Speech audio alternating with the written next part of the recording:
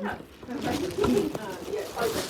We're gonna keep you nothing by mouth after midnight. Because you have to do, I don't think we'll have to do any other tests besides an MRI. So you're having these episodes of like visual loss. Are you seeing spots or did it go black?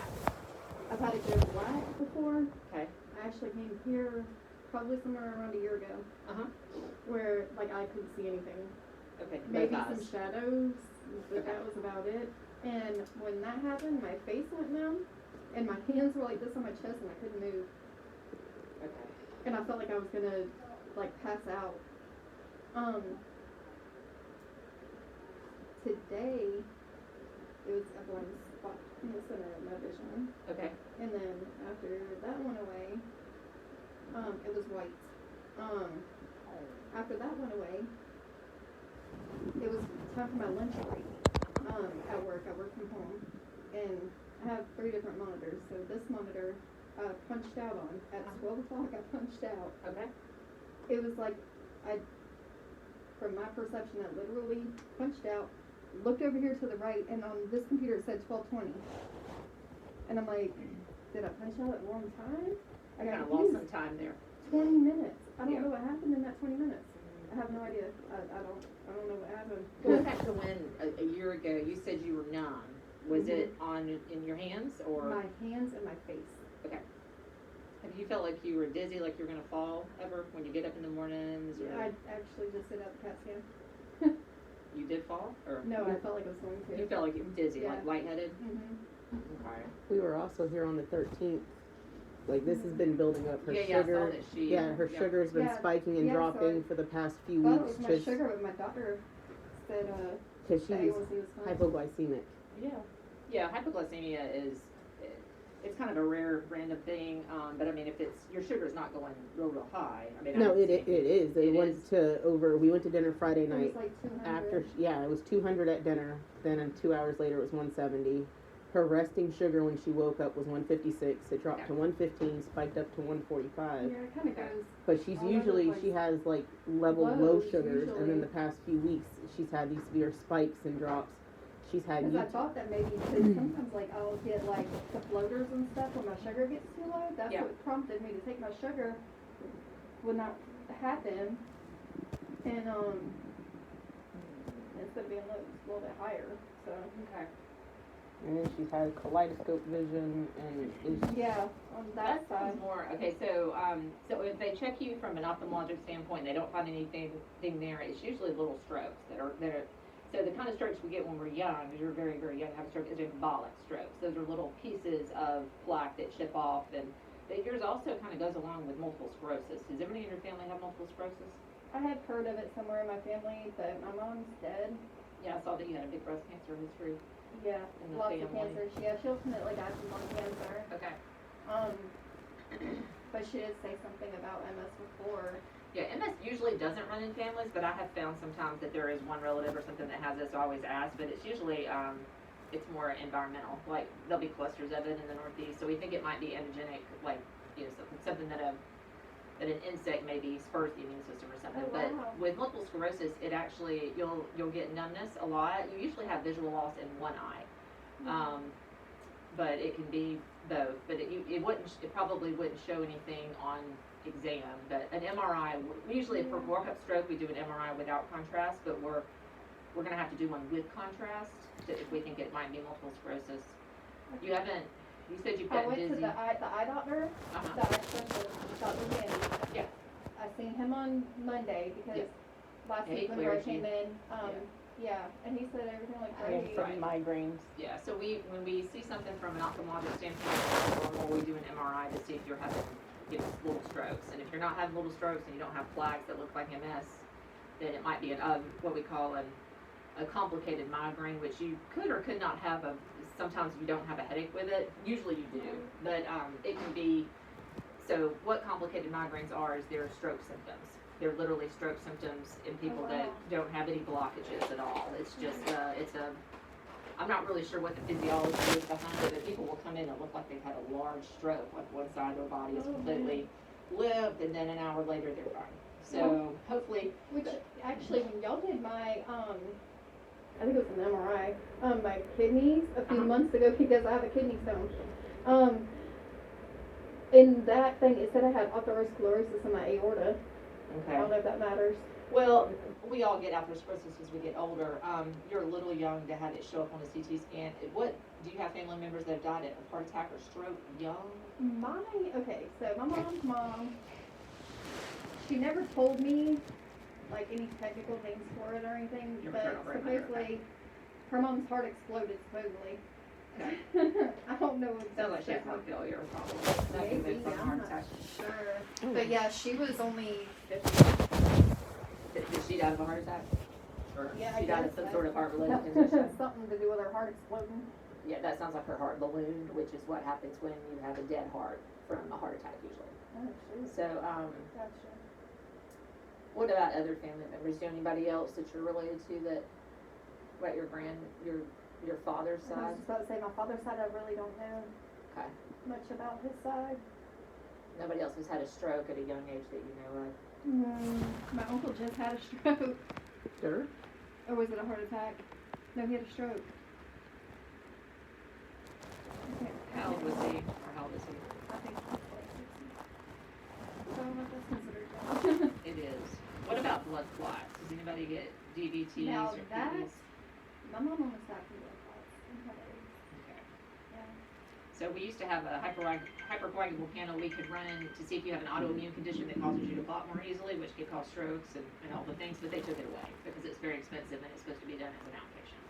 So I can't check it anymore. But that could be done. You have a primary care doctor, right? Well, I go to a diversity clinic. They can check on there. It's just, and a hematologist can check it too. That's usually what I used to do is refer my patients to a hematologist. They took away all of our panels like that because we were ordering them.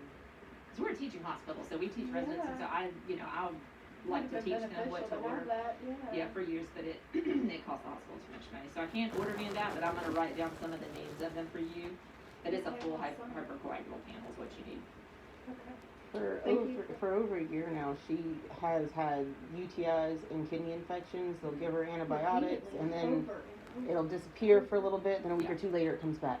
Yeah, like This is the age you start getting them, and they're very annoying, and it's usually hormonal changes, you know, the interior of your, the lubrication goes away, and so you're more apt to get UTIs, but if you have a kidney, you probably have kidney stones and don't know it I do all have the a kidney time. stone. Yeah, and that backs up the urine, so it's probably, that's probably the reason. It's frustrating, you can go to a urologist and they'll put you on a medicine that's kind of a prophylactic, so you won't get them as much. Sometimes it works, sometimes it doesn't, but you're staying hydrated and doing all the, staying dry as you can and all that. Oh, yeah. That's really all you can do. It's usually centered around menstruation. People will get either, I always get it whenever I get my Yep. period. yeah, that's very common. Every time I have my period, I get UTI. You and about 50% of the population. It's not, Wow. I know it's annoying, but it's something that we face as we, and a lot of women choose to go on hormones when they start getting symptoms of early menopause because it helps so many different things. So would that be like birth control? Should I Yeah. try to get on birth control? Yep, like oral contraceptives, but I mean, that's, you know, Yeah. there's risk to that, like it increases your risk for uterine cancer, it decreases your risk for breast cancer. But I would, I know you have a guy, I saw your gynecologist notes, so I would Yeah. talk with her about that.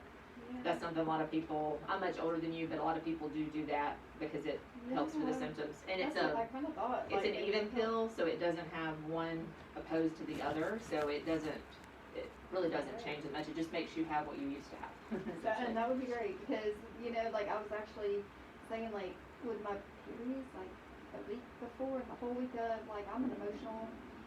Yeah, that helps all those. So that's what I was thinking about. Like maybe I could talk to my doctor about getting on birth control or Yep. something to like level all that out. And I know you've had your tubes tied, but they can also do a Mirena, an IUD, and that's, Yeah. you know, that's a low level, it And secretes it's it. steady and then I And then you don't have to help. take a pill or anything. A lot of people do that. Alright. So I'm just so thankful that you guys are like trying to figure out what's wrong with me because this is scary. I know. Like, first off, the vision stuff is scary, Yeah. and then like I lost a whole 20 minutes. Like, That where sounds was like I a at for TI. 20 minutes? Yeah, and I think, you know, if we do, what they'll probably do, we have neurologists now, like they've gotten rid of all of our neurologists that have been here for years that I know, but we have like locum neurologists now, which will kind of fill in. They're usually here, but if we find anything on the MRI, I would want a neurologist to see because they would probably put what's called a loop recorder in you, which is monitors your heart rate and makes sure you don't go into AFib because that throws clots. And so we kind of, stroke workups are, you know, if we see a stroke on there that we think might have been chipped off from somewhere else, we do an echo and we do all these other things. So we're going to do an MRI and an echo on you, just because that would be the kind of strokes you would have at this age would be embolic, which are pieces chipping off. Like my heart like skips a lot. You do get palpitations. Yes, That was going to be my next a lot. question. So yeah, we're definitely going to do an echo with your workup, but I'm going to do a with contrast MRI too, just to make sure you don't have any demyelination of the nerves. That's where you get like, there's multiple sclerosis and then there's a bunch of things that are like it. Okay. So we're going to just make sure you don't have anything Thank like that. you so much for like going and doing all this for me, Well, because this is the workup. This I is what you really do. appreciate it, because I've been feeling like so brushed off for like ever. It's because you're young. People are like, oh, there's no reason she would have that, you know. But I mean, it happens. I had Right. 20-year-olds that had strokes. Right. It's just people in the outpatient setting don't see it as much. I've been in inpatient 16 years, and I've seen a lot of it actually. Especially people that have a certain gene where you have a mutation where you're more likely to form a clot. I have So, MTHFR gene mutation. yeah, I that's don't know if that. that goes with a lot of different stuff, but it's not necessarily specific. But Yeah. so we're gonna do that and then urine checks, and then I'm gonna write down the tests that you need to have as an outpatient on this little second sheet, so Thank you'll you so understand much. what they're called. Are we gonna stay here in this room? I've admitted you to the hospital, but if there's no beds in the hospital, which there hasn't been in 2 days, then you'll stay down here and they'll get you a hospital bed. But all of my Okay. orders and everything happens wherever you are. Like you're Okay. admitted, you've been admitted for about 15 minutes. Okay. And then the test that you do outpatient is called a hyperglycemia. I definitely appreciate y'all. And a hematologist can do that. And I know you've seen an oncologist before, right? Haven't you seen? Oh, I've seen oncology. Yeah, like I go to y'all's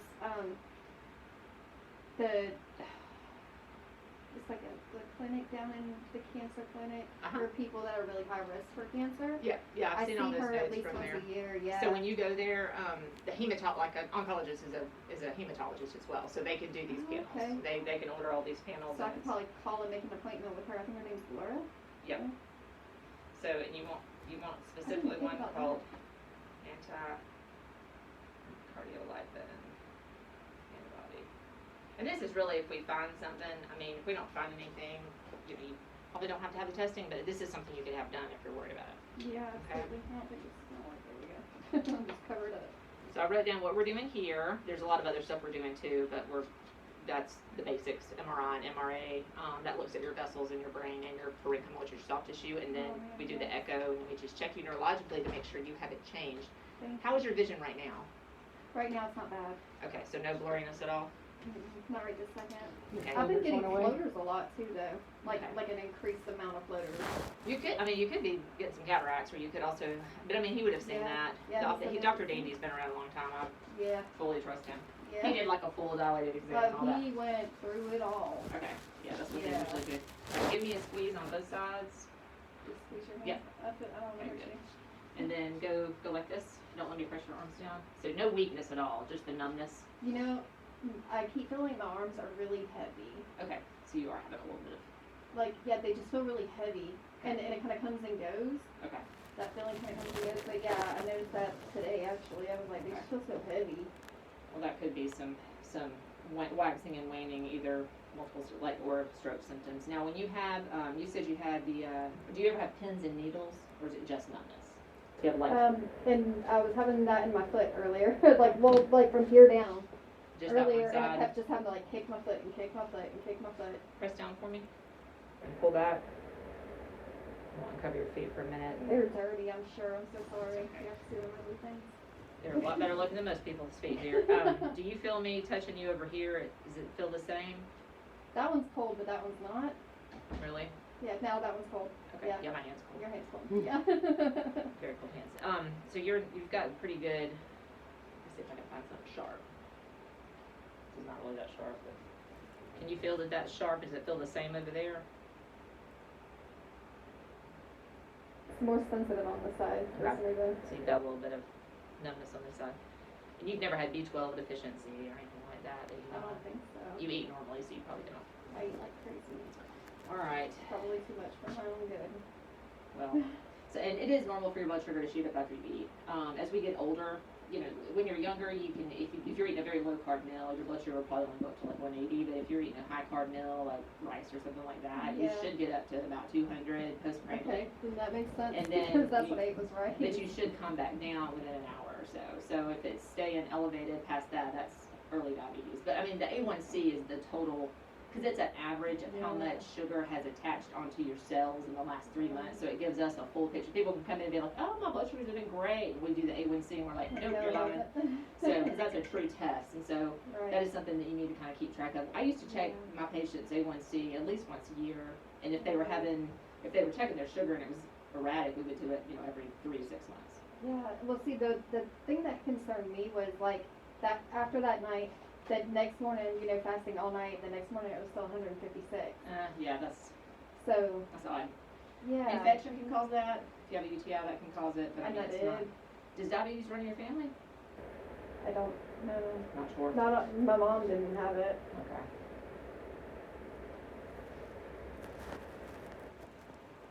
You just feel like it's skipping a beat. You don't feel like it's beating real fast sometimes, do you? Like, it feels weird. Just feels like- like it's maybe. Like, Yeah. like it's just doing some crazy stuff. That in can it. be AFib. Yeah, it feels like it's doing some crazy stuff in there, and then it kind of regulates. And when it does that, I feel like, Yeah, it makes you feel nervous and. yeah, Well, and like kind of like I have to breathe. take a deep breath. So you may just be having what we call PVCs, which are just premature skipped beats, basically. But if you're going into AFib, that's where your heart, instead of pumping like this, it goes like this, and it That's sounds like a it drummer feels with no weird rhythm. like that. And PVCs will feel the same way, but if it sustains like that, the blood will not go out of the heart like it's supposed to. It'll coagulate in the heart and cause clots, and it'll throw clots to the brain and cause strokes. And that's why we test for. That's why we do the echo. And if we see strokes there, we put in what's called a loop recorder, which is a little device they implant right under your skin, kind of like a pacemaker, but it does it senses your heart rate all the time and feeds it back to a cardiologist so they can catch if you have. Because we don't want to put Did y'all people do on. that in here? Yeah, our cardiologist does that, but you don't want to do that unless you really think, you know, but I mean, we don't put people on blood thinners unless we can prove that they've had AFib that through a stroke. Right. Does that make sense? Because blood thinners Absolutely. can cause other problems, so, and they're very, very expensive. So, well, at least the good ones are. But hopefully we won't find anything. Right. But we're gonna do all of these. This is just the normal stroke workup, and then the with contrast adds the MS component. So for demyelination. And just get your primary care provider too. If this is all negative and you keep having issues, go see a neurologist in the office. Because there's some electromagnetic tests that they do and like check your nerves and all that. We don't do an inpatient, but they can continue to follow you. Okay. Okay? Definitely. I hope it's nothing though. Thank you. Of course, yeah. But at the same time, I just would love to know what's Peace of causing mind. all this. Yeah. Peace of mind is Absolutely. priceless. Like All right. I don't wish none of that on myself. At the same But time, knowing I would what's just love to going on. know. And then maybe we can get rid of it. Exactly. So we're gonna I'm gonna have something ordered. If you have any pain or nausea or anything like that, just ask. Hopefully you won't. But I'll have as needed stuff ordered, and then they'll just be coming to check you periodically for your vitals and like neurologically to make sure nothing new is going on. Okay. Okay. But I'm here all night with you until 7. You'll have a different doctor at 7, but there's somebody here 24 hours a day. So if my vision goes crazy on me again, should I let somebody know? Yeah. Okay. And they should come in and get your nurse button working and all that because you're admitted now. So they'll probably move you from this room to another room, but because this is kind of a holding area. But they should put you in a room somewhere. Okay. Okay? Would it be a hallway? I hope not. I'm tired of my patients being in the hallway. Right. The hospital tells me there's nothing they can do about I'd it. rather but- stay in here than the hallway. Yeah, me too. Let us know if you need Thank anything, you. okay?